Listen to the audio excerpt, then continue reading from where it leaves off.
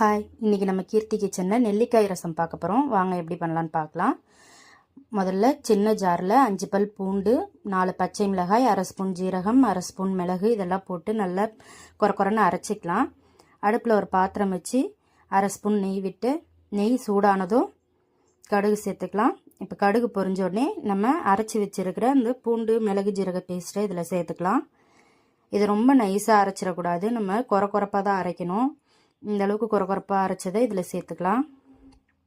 சேர்த்துட்டு இதுக்கு ஒரு 2 நிமிஷம் வதக்கிட்டு 2 தக்காளி பழம் சின்ன சின்னதாக நறுக்கி வச்சுருக்கேன், அதை சேர்த்து அந்த தக்காளி பழம் வதங்கிறதுக்கு 1/4 ஸ்பூன் சால்ட் உப்பு சேர்த்துக்கலாம். தக்காளி பழம் நல்லா வதங்கின உடனே நம்ம வேக வச்சு எடுத்து வச்சுருக்கிற பைத்தம்பருப்பை சேர்த்துக்கலாம்.